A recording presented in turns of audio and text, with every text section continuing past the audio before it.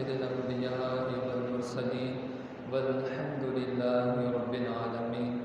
أعوذ بالله من الشيطان الرجيم. بسم الله الرحمن الرحيم. قل لا أسألكم عليه أجرا إلا المودة في القربى. صدق الله العظيم وصدق رسوله النبي الكريم الرؤوف الرحيم. إن الله وملائكته يصلون على النبي يا أيها الذين آمنوا صلوا عليه وسلموا تسليما. اللهم صل على سيدنا ومولانا محمد وعلى آل سيدنا ومولانا محمد وبارك وسلم. حمد و ثنا کے بعد میرے نہایتی واجب القدر سامعین ذوقار السلام علیکم ورحمۃ اللہ وبرکاتہ. جب بھی رب کے پیارے محبوب حضرت محمد مصطفیٰ صلی اللہ علیہ وآلہ وسلم کا نام آتا ہے آپ سب محبتوں کا اظہار فرماتے ہیں. اللہ تعالیٰ سے دعا ہے کہ جب ہمارے جسموں سے جان نکل رہی ہو ہم سب کے ہونٹوں پہ نام محمد عربی صلی اللہ علیہ وآلہ وسلم کا ہو. حضرت فضالہ بن عبید رضی اللہ تعالی عنہ آپ فرماتے ہیں کہ میں نبی کریم صلی اللہ علیہ وآلہ وسلم کے پاس بیٹھا تھا کہ ایک شخص آیا, اس نے نماز پڑھی اور نماز کے بعد اس نے دعا مانگ کرنا وہ بس چلا گیا. تو نبی کریم صلی اللہ علیہ وسلم نے اس شخص کو بلایا اور بلا کر اس سے فرمایا اے نمازی تو نے تو نماز پڑھنے میں جلدی کی ہے, اگر تو نماز پڑھتا نماز پڑھنے کے بعد تو اللہ کا ذکر کرتا اور پھر اللہ کے ذکر کرنے کے بعد تو مجھ محمد پہ درود بھیجتا اور پھر جب تو ہاتھ اٹھاتا نا میرا رب تیری ساری دعاؤں کو قبول کر لیتا صلی اللہ علیہ وآلہ وسلم. پر اے نمازی تو نے جلدی کی. حضرت فضالہ کہتے ہیں میں بیٹھا تھا ابھی کہ ایک اور نمازی آئے, اس نے نماز پڑھی پھر اس نے ذکر بھی کیا, پھر حضور پر درود و سلام کا نذرانہ بھی پیش کیا. پھر حضور فرمانے لگے اب تو ہاتھوں کو اٹھا کر دعا مانگے گا نا, تو ابھی ہاتھوں کو نیچے نہیں کرے گا, مجھ محمد کا وعدہ ہے اللہ تیری ساری دعاؤں کو قبول فرما لے صلی اللہ علیہ وسلم. اور آپ جانتے ہیں کہ آپ کی جامع مسجد بنیادی میں بھی جمعے کے دن یہی انداز ہے کہ جب جمعے کی نماز ہم پڑھ لیتے ہیں اس کے بعد ہم اللہ کا ذکر کرتے ہیں, اس کے بعد ہم درود و سلام کا نذرانہ پیش کرتے ہیں, پھر دعا کرتے ہیں. لیکن کچھ لوگ ایسے ہوتے ہیں جو اسی وقت اٹھ کے جا رہے ہوتے ہیں. تو جہاں پر بھی جائیں, یہ جامع مسجد بنیادی کی بات نہیں ہے, جہاں پر بھی جائیں نماز پڑھنے کے بعد ذکر کیا کریں دل ہی میں لا الہ الا اللہ محمد رسول اللہ, اس پہ اس کے بعد پڑھ لیا کریں صلی اللہ علیہ وسلم. پھر آپ دعا ہاتھوں کو اٹھائیں گے نا, پھر یہ میری بات نہیں ہے, یہ حضور صلی اللہ علیہ وسلم نے فرمایا ہے کہ میرا رب تمہاری ہر دعا کو قبول فرمائے. ایک 3 مرتبہ ہم مل کر پڑھیں گے صلی اللہ علیہ وسلم صلی اللہ علیہ وسلم صلی اللہ علیہ وسلم. اس ماہ محرم الحرام کو خاص نسبت ہے حضرت امام حسین رضی اللہ تعالی عنہ کے ساتھ. اسی حوالے سے میں چند باتیں آپ کے سامنے رکھنا چاہوں گا. اللہ تعالیٰ سے دعا کرتا ہوں کہ اللہ تعالیٰ میری زبان پر کلمۃ الحق جاری فرمائے. اللہ تعالیٰ نے قرآن مجید میں ارشاد فرمایا اے محبوب آپ اپنی خوبصورت زبان سے یہ فرما دیں قُلْ لَا أَسْأَلُكُمْ عَلَيْهِ أَجْرًا, میں نے جو تم تک دین پہنچایا ہے میں تم سے اس پر کوئی اجر نہیں مانگتا, اس پر کوئی صلہ نہیں مانگتا، کوئی معاوضہ نہیں مانگتا تم سے، الا مگر المودۃ فی القربى، مگر صرف اتنا کہتا ہوں کہ جو مجھ محمد صلی اللہ علیہ وآلہ وسلم کی آل ہے، اہل بیت ہے، تم اس سے محبت کرنا۔ نبی کریم صلی اللہ علیہ وآلہ وسلم کی پوری زندگی کا آپ مطالعہ کریں تو نبی کریم صلی اللہ علیہ وآلہ وسلم نے جن سختیوں کو برداشت کر کے اللہ کا پیغام امت تک پہنچایا ہے، نبی کریم صلی اللہ علیہ وسلم اللہ کا پیغام پہنچانے کے لیے آئے لوگوں کے پاس، تو نبی کریم صلی اللہ علیہ وسلم کی امت نے حضور کے راستوں میں کانٹے ڈال دیے اور آپ صلی اللہ علیہ وسلم پر اوجریاں پھینکی، معاذ اللہ ثم معاذ اللہ، اور مکے والوں نے آپ صلی اللہ علیہ وسلم کو معاذ اللہ مجنون کہا، کاہن کہا، شاعر کہا، کیا کچھ نہیں کہا۔ اور پھر نبی کریم صلی اللہ علیہ وسلم جب طائف گئے اللہ کا پیغام پہنچانے کے لیے، تو طائف والوں نے کیا کیا؟ نبی کریم صلی اللہ علیہ وسلم کے جسم مبارک پر پتھر برسائے، وہ سینہ جس پہ رب نے قرآن نازل کیا، طائف والوں نے اسی سینے پر پتھر برسا۔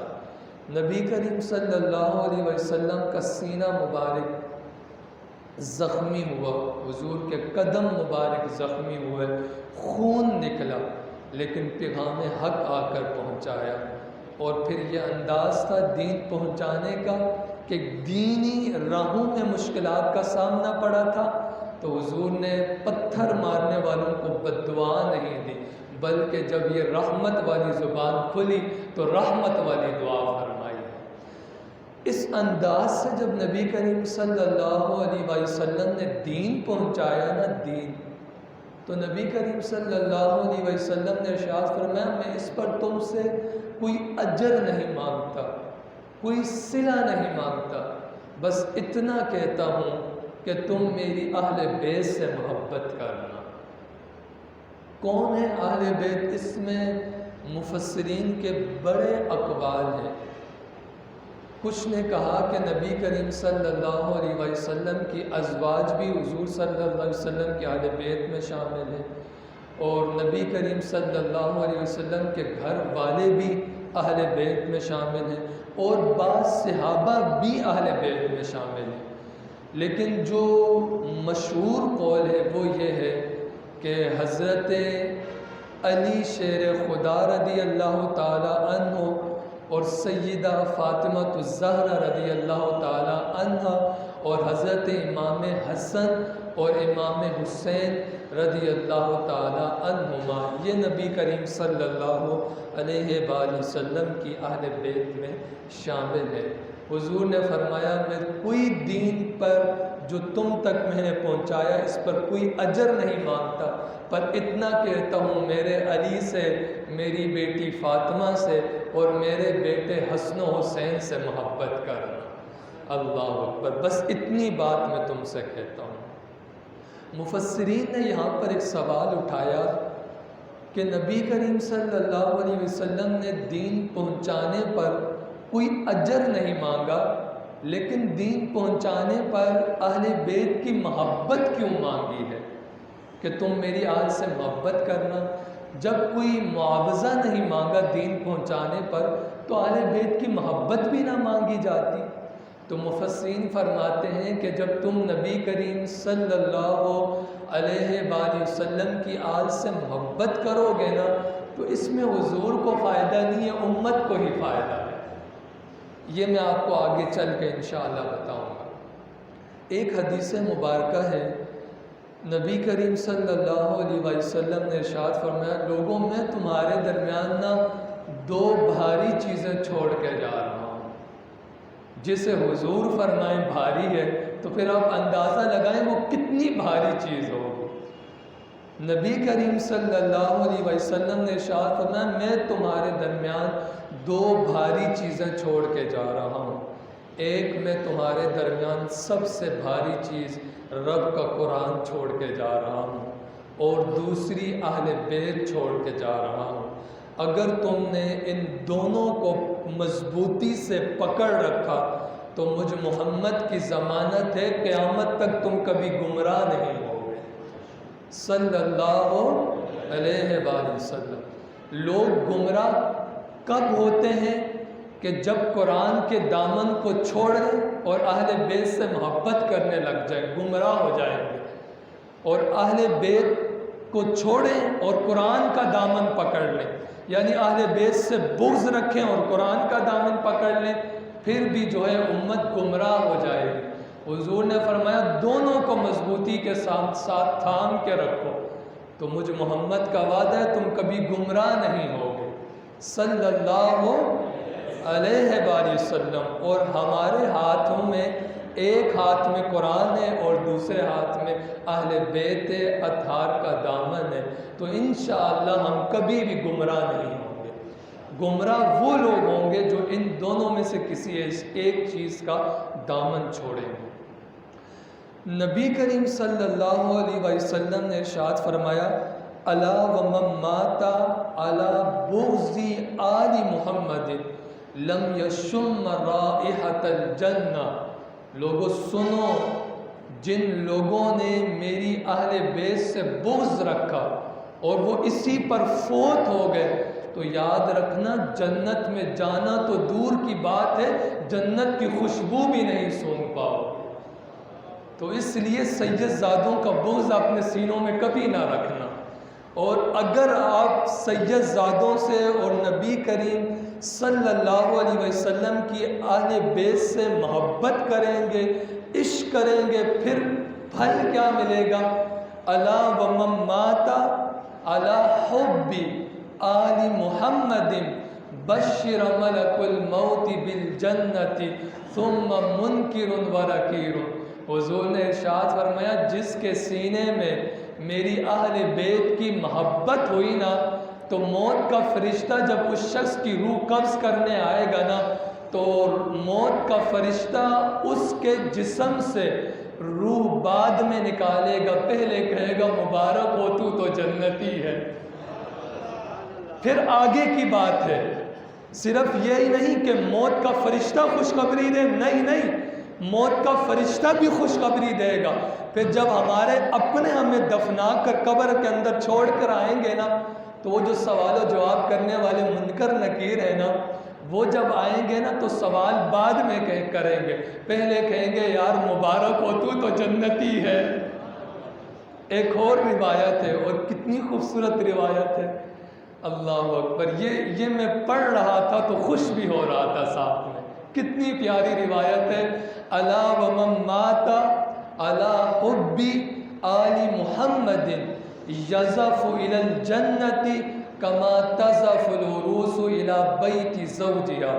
حضور نے ارشاد فرمایا جس شخص کے دل میں میری اہل بیت کی محبت ہوئی نا اور وہ اسی پر فوت ہوا، تو کل قیامت کے دن اللہ تعالیٰ اسے جنت میں ایسے بھیجے گا جس طرح پہلے دن کی دلہن تیار ہو کر سج دھج کر اپنے شوہر کے گھر میں آتی ہے، کل قیامت کے دن اللہ تعالیٰ اسے دولہا بنا کر جنت کے اندر داخل فرمائے گا۔ اللہ اکبر۔ تو میں یہ کہا کرتا ہوں کہ سید زادوں کے جسم پر پہننے والے کپڑوں کو نہ دیکھنا کہ اس کے کپڑے پھٹے پرانے ہیں، اس کے جسم سے تو جو ہے ایسا لگ رہا ہے یہ بڑا غریب ہے، نہیں، بلکہ یہ دیکھنا کہ اس کی رگوں میں خون محمد عربی کا دوڑ رہا ہے، اور اسی لیے سید زادوں سے محبت کرنا اور ان کا بغض اپنے سینے میں نہ رکھنا۔ نبی کریم صلی اللہ علیہ وسلم نے کتنی محبت فرمائی، مجمع لگا ہے، علی شیر خدا کا ہاتھ اٹھاتے ہیں اور کہتے ہیں لوگوں سنو، جس کا میں محمد مولا ہوں علی بھی اسی کا مولا ہے صلی اللہ علیہ وسلم۔ حضور نے کتنی محبت فرمائی، حضور نے فرمایا لوگوں سنو، میری بیٹی فاطمہ مجھ محمد کے جگر کا ٹکڑا ہے، اور پھر حضور نے فرمایا لوگوں سنو، یہ جو حسن و حسین ہے نا یہ جنتی مردوں کے سردار ہیں۔ اللہ اکبر۔ یہ نبی کریم صلی اللہ علیہ وسلم نے نا خود محبت امت کے سینے میں ڈالی۔ حضور امام حسن اور امام حسین کو سونگتے ہیں، جسم کو سونگتے ہیں، اور سونگ کر خود فرماتے ہیں لوگوں پتہ ہے میں حسن و حسین کو کیوں سونگ رہا ہوں؟ صحابہ عرض گزار ہوتے ہیں حضور فرمائے نا آپ کیوں سونگ رہے ہیں؟ تو حضور مسکرا کر فرمانے لگے صحابہ میں حسن و حسین کا جسم اس لیے سونگ رہا ہوں، مجھ محمد کو ان دونوں شہزادوں کے جسم سے جنت کی خوشبو آتی ہے۔ کس کی خوشبو آتی ہے؟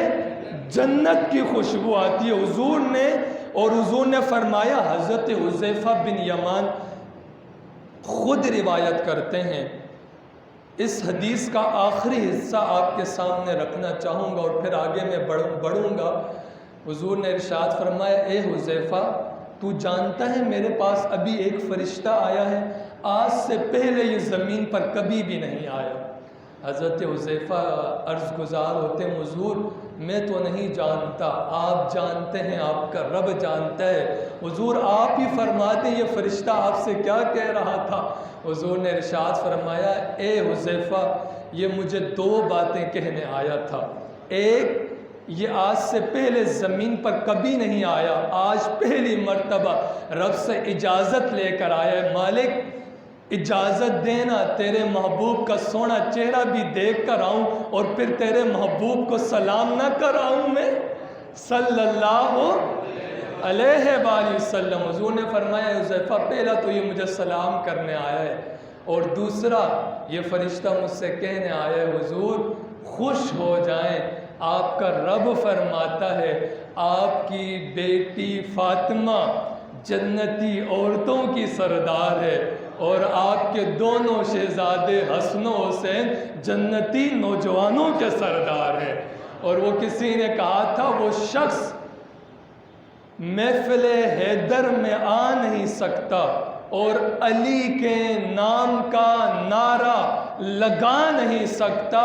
او لوگوں علی کے بچے اگر اجازت نہیں دیں گے کسی کا باپ بھی جنت میں جا نہیں سکتا۔ او منکر حسین کے تم مرو ذرا قبر میں چلو ذرا تمہیں پتہ لگے گا حسین کس چیز کا نام ہے، تمہیں پتہ چلے گا حسین کیا ہے۔ یزیدیوں نے کربلا کے میدان میں امام حسین کو شہید کر اور یہ گلی گلی جا کر نیزے کی نوک پر سر چڑھا کر یہ کہا کہ ہم نے امام کا سر تن سے جدا کر دیا۔ کسی نے کہا ظالموں تم امام حسین کے ہونٹوں کی طرف ذرا نظر تو دوڑاؤ نا، یہ کیسا سر ہے، کٹ کے بھی رب کا قرآن پڑھ رہا ہے۔ کسی نے کہا کہ کیسا سر ہے، کٹ کے بھی یزیدیوں کے سر سے بلند نظر آ رہا ہے۔ ہاں کٹ کے بھی بلند، یہ تو حشر کے میدان میں پتہ چلے گا نا کہ رب نے کس کے ہاتھ میں اپنی جنت رکھی ہے۔ ہاں حسن و حسین اجازت نہیں دیں گے نا پھر کوئی بھی جنت میں جا نہیں سکتا۔ اور حضور نے اتنی محبت ڈالی، اور ہم کیوں نہ محبت کریں یار۔ دیکھیں نا امام حسن جو تھے نا وہ سر کے بالوں سے لے کر ناف تک حضور صلی اللہ علیہ وآلہ وسلم جیسے لگا کرتے تھے، اور امام حسین ناف سے لے کر پاؤں کے ناخنوں تک حضور جیسے لگا کرتے تھے۔ پھر میں یہاں یہ کہا کرتا ہوں کہ امام حسن اور امام حسین ان دونوں بھائیوں کو سامنے کھڑا کریں تو ایسے لگتا تھا کہ رب کا پیارا محبوب آ گیا ہے۔ اعلیٰ حضرت نے دلائل کے انبار لگائے۔ اعلیٰ حضرت فرماتے ہیں لوگوں سنو حضور کا سایہ نہیں تھا، دلائل کے ساتھ بات کرتے ہیں، دلائل دے دیے، دلائل دینے کے بعد کہتے ہیں لوگوں احمد رضا غلط کہہ رہے حضور کا سایہ تو تھا۔ سامعین کہتے ہیں حضرت ابھی تو آپ نے کہا کہ حضور کا سایہ نہیں اور ابھی آپ کہہ رہے ہیں کہ حضور کا سایہ ہے۔ تو اعلیٰ حضرت فرماتے ہیں ذرا احمد رضا سے پوچھو تو صحیح نا حضور کا سایہ تھا کیسا؟ تو سامعین نے کہا حضرت آپ بتائیں۔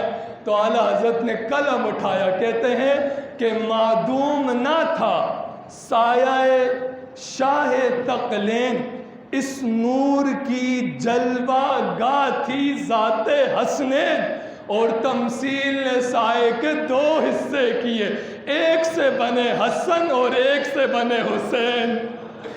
اللہ اکبر۔ حضور نا اس روایت کا کیا انداز ہے، یہ آپ سنتے رہتے ہیں اور علماء انشاءاللہ بیان کرتے رہیں گے۔ ذرا آپ انداز دیکھیے کہ نبی کریم صلی اللہ علیہ وسلم امام حسین کو اپنے ہاتھوں سے اٹھا کر اپنے کندھوں پر چڑھاتے ہیں، اور امام حسین اپنے ننھے ننھے ہاتھوں سے حضور کی زلف مبارک پکڑ کر ان سے کھیلتے ہیں۔ حضرت عمر آتے ہیں اور مسکرا کر فرماتے ہیں واہ واہ حسین، کتنی خوبصورت سواری پر آپ بیٹھے ہیں۔ حضور مسکرا کر فرماتے ہیں اے عمر، تو سواری دیکھ رہا ہے، میرے بیٹے حسین کو بھی تو دیکھنا، حسین بھی کتنا خوبصورت ہے۔ آپ دیکھیں، آپ بھی بچوں والے ہیں، جب آپ چھوٹے بچے کو اٹھائیں نا تو وہ آپ کے کندھوں پر آتے ہیں تو وہ آپ کے بالوں کا سہارا لے کر نا پکڑ کر وہ ایک جگہ کھڑے بیٹھے رہتے ہیں۔ اگر وہ آپ کے بالوں کو زور سے نہ پکڑیں وہ تو بچہ پیچھے گر جائے گا۔ تو امام حسین جب حضور کے کندھوں مبارک پر آتے تھے نا تو امام حسین حضور کی زلف مبارک کو پکڑ کر کھیلتے تھے۔ کسی نے نقشہ کھینچا، کسی نے کہا کہ کیسے بتاؤں آپ کو کہ کیا حسین ہے، قطرہ ہے کل کائنات تو دریا حسین ہے، اور بچپن ہی میں یہ شان، یہ مرتبہ، یہ بلندی، یہ مقام ملا، زلف نبی سے کھیلنے والا حسین ہے، زلف نبی سے کھیلنے والا حسین ہے۔ نبی کریم اچھا دیکھیں، نبی کریم صلی اللہ علیہ وسلم نے درس دیا لوگوں میری آل سے محبت کرنا۔ درس دیا نا تو صحابہ نے کس انداز سے محبت کی۔ روضۃ الشہداء میں یہ روایت موجود ہے، نبی کریم صلی اللہ علیہ وسلم نے اپنے صحابہ کے ساتھ نا تشریف لے جا رہے ہیں، تو آگے جا کر نا ایک چھوٹا سا بچہ، کتنا چھوٹا سا بچہ، وہ مٹی کے ساتھ نا کھیل رہا ہے، کبھی اپنی مٹی کو اٹھا کر اپنے سر پہ ڈالتا، کبھی جسم پہ ڈالتا۔ تو نبی کریم صلی اللہ علیہ وسلم نے جب اس بچے کو دیکھا نا تو اس بچے کے بالوں سے مٹی کو ہٹایا، صاف کیا اپنے ید اللہ والے ہاتھوں سے، پھر اس بچے کے سینے مبارک پہ جو مٹی لگی ہوئی تھی وہ بھی اپنے ید اللہ والے ہاتھوں سے صاف کی، اور اس بچے کو اٹھا کر سینے کے ساتھ لگایا۔ صحابہ کہتے ہیں حضور آج سے پہلے ہم نے اس بچے کو کبھی دیکھا نہیں ہے، کیا یہ کوئی آپ کا رشتہ دار ہے، کوئی آپ کا اس کے ساتھ قریبی تعلق ہے؟ تو حضور فرماتے ہیں صحابہ کہ میرا رشتہ دار نہیں ہے، اس سے میرا قریبی تعلق بھی نہیں ہے، پر صحابہ میں نے کل اس بچے کو دیکھا تھا، یہ میرے بیٹے حسین کے ساتھ کھیل رہا تھا، میرا بیٹا حسین آگے آگے جاتا تھا، یہ بچہ جس جگہ میرے حسین کے قدم لگتے یہ بچہ اس جگہ سے مٹی کو اٹھا کر اپنی آنکھوں پہ ملتا۔ اے صحابہ یہ میرا رشتہ دار نہیں لگتا، جب میں نے اس کو اس محبت سے دیکھا، یہ میرے بیٹے حسین سے اس طرح محبت کرتا ہے، تو آج میں نے اس کے جسم سے اپنے ہاتھوں سے مٹی کو ہٹایا ہے۔ اور حضور نے فرمایا صحابہ گواہ بن جاؤ، گواہ رہ جاؤ صحابہ، کل قیامت کے دن اس بچے کی بھی، اس بچے کے باپ کی بھی، اور اس بچے کی ماں کی بھی میں محمد خود شفاعت کروں گا، میں محمد خود شفاعت کروں گا۔ کبھی نہ رکھنا بغض اہل بیت اطہار کا اپنے سینے میں، کبھی بغض نہ رکھنا۔ اور یہ نہ دیکھنا کہ ہم بڑے ہیں، یہ ان کے سامنے ہمارا لیول کیا ہے. ہاں یہ بھی نہ دیکھنا. بعض لوگ ہوتے ہیں نا کرسی، گھومنے والی کرسی پہ بیٹھنے والے، وہ کہتے ہیں میرے سامنے یہ آیا ہے، اور دیکھتے ہیں کہ سید زیادہ ہے، پھر بھی کہتے ہیں میں اس کے لیے کھڑا ہوں. سنو، امام حسین نا ایک جنازے میں شرکت فرماتے ہیں. کتنا خوش نصیب جنازہ ہوگا جس جنازے میں امام حسین بھی شامل ہوئے ہوں گے. میں کہتا ہوں اس جنازے والے کو یہاں سے جنت کی گارنٹی مل گئی ہے، کیونکہ حضور کے شہزادے نے جنازہ پڑھ لیا. تو امام حسین نا جنازہ پڑھ کے فارغ ہوئے نا تو پیدل آئے تھے اور جوان تھے. تو امام حسین جب جنازہ پڑھ کے جانے لگے نا تو ایک درخت تھا، اس درخت کے سائے کے نیچے نا امام حسین نا آرام کرنے لگے. تو امیر المؤمنین فی الحدیث ہیں کون؟ حضرت ابو ہریرہ رضی اللہ تعالی عنہ. سب سے زیادہ حدیثیں بیان کرنے والے حضرت ابو ہریرہ ہیں، اور ہر وقت حضور کے پاس بیٹھے ہی رہتے تھے. کام ہی یہ تھا حضور سے حدیثیں سنتے، آگے لوگوں کو بتاتے جاتے تھے. تو کوئی صحابی پوچھتا نا یار ابو ہریرہ کو دیکھا ہے؟ تو وہ صحابی کہتا یار مسجد نبوی میں چلے جاؤ، چہرے والضحیٰ کے سامنے ابو ہریرہ تمہیں نظر آ جائیں گے. ہر وقت حضور کے پاس بیٹھے رہتے تھے، اور یہی وجہ تھی کہ امیر المؤمنین فی الحدیث ہے. تو امام حسین جنازہ پڑھ کر ایک درخت کے سائے کے نیچے آرام کر رہے تھے. تو حضرت ابو ہریرہ، راویوں نے لکھا کہ اس وقت حضرت ابو ہریرہ کی جو داڑھی کے بال اور جو سر کے بال تھے وہ سفید ہو چکے تھے اور بوڑھے ہو چکے تھے. لیکن دیکھا کہ حضور کے شہزادے امام حسین ایک درخت کے نیچے آرام فرما رہے.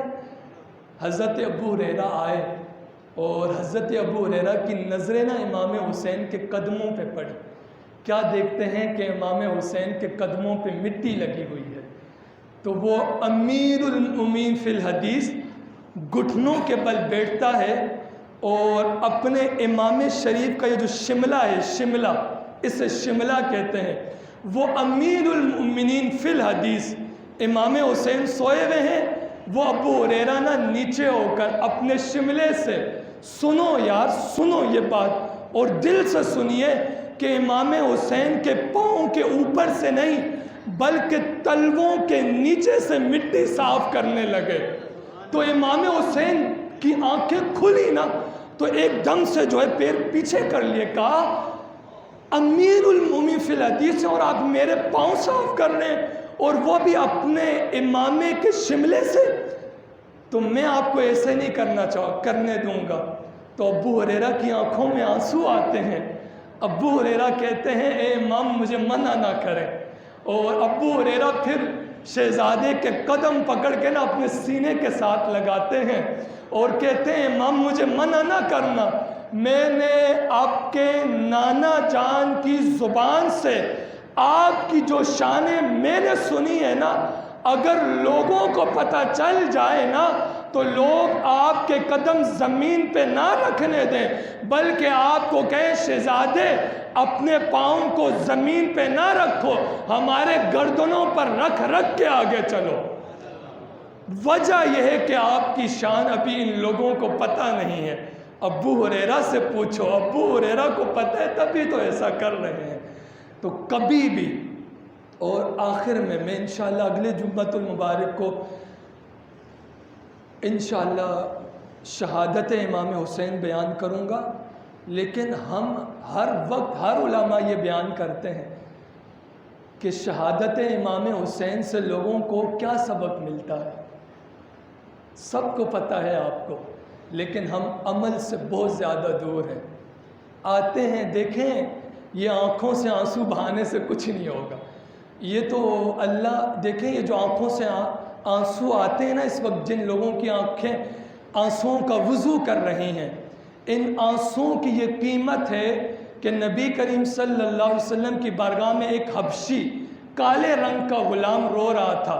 تو ایک فرشتہ آیا اور آ کر عرض گزار ہوا حضور یہ کیوں روتا ہے؟ حضور نے فرمایا یہ رب کی یاد میں روتا ہے. حضور وہ فرشتہ عرض گزار ہوا، حضور آپ کے غلام اللہ کی یاد میں رو رہے ہیں نا، تو ان کی آنکھوں سے جو آنسوں کا جو پہلا قطرہ نکلا ہے نا، اللہ نے اس ایک آنسو کے صدقے سے جہنم سے 70,000 لوگوں کو نکال کر جنت میں داخل فرما دیا۔ ان آنسوؤں کی یہ قیمت ہے۔ میں پھر دعا کرتا ہوں اور میں دعا کر بھی دیتا ہوں، اے اللہ ان آنسوؤں کے صدقے سے ہم سب کے چھوٹے بڑے گناہوں کو معاف فرما دے۔ لیکن دیکھیں، ہم بیان کرتے ہیں، سارے علماء بیان کرتے ہیں، لیکن کیا ہے، ہم آنکھوں سے آنسو بہا کے چلے جاتے ہیں۔ عصر کی نماز پھر وہی ہوتی ہے، مغرب کی نماز میں پھر وہی، عصر عشاء فجر میں وہی ایک صف ہوتی ہے۔ عملی طور پہ میدان میں آئیں، ایسا نہ کریں۔ نمازیں سال کے پورے 12 مہینے فرض ہے بھائی، صرف عید والے دن فرض نہیں ہوتی یا رمضان میں فرض نہیں ہوتی، سال کے پورے 12 مہینے فرض ہوتی ہے۔ مزہ تب آئے جب ہماری آنکھوں سے آنسو بھی نکلیں اور ہمیں امام حسین کا وہ سجدہ یاد آئے جو امام حسین نے کربل کے میدان میں اپنی جان دے کر سجدہ کیا تھا، وہ سجدہ یاد آئے تو سال کے 12 مہینے ہم ایسے بن جائیں کہ حضور کی آنکھوں کو ٹھنڈک پہنچانا نہ چھوڑیں۔ نماز تو اتنا خوبصورت عمل ہے کہ جب امتی نماز ادا کرتا ہے تو امام الانبیاء کی آنکھوں کو ٹھنڈک پہنچ رہی ہوتی ہے۔ تو ذرا آپ اندازہ لگائیں، جو نمازی، جو لوگ نماز نہیں پڑھتے ہوں گے تو نبی کریم صلی اللہ علیہ وسلم کے قلب اطہر پہ کتنا یہ مشکل وقت گزرتا ہوگا کہ میرے شہزادے حسین نے تو جان دے کر بھی سجدہ نہیں چھوڑا، اور میرا امتی پنکھوں کے نیچے اور ٹھنڈے ماحول میں بھی سجدہ نہیں کرتا۔ حضور صلی اللہ علیہ وسلم کے قلب اطہر پہ یہ کتنا مشکل وقت گزرتا ہوگا۔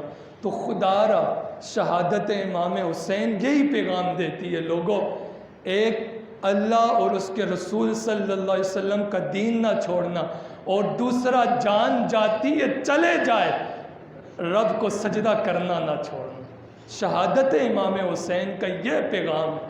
اگر میں اور آپ ایسے بن جائیں تو انشاءاللہ پاکستان، مفتی صاحب فرمایا کرتے ہیں نا کہ وہ وقت آئے گا اور آئے گا انشاءاللہ، جب ہم سب نمازی بن جائیں گے نا، پھر وہ وقت آئے گا، ہم کہیں گے ہاں تو ساری دنیا کہے گی ہاں، ہم کہیں گے نہ تو ساری دنیا کہے گی نہ۔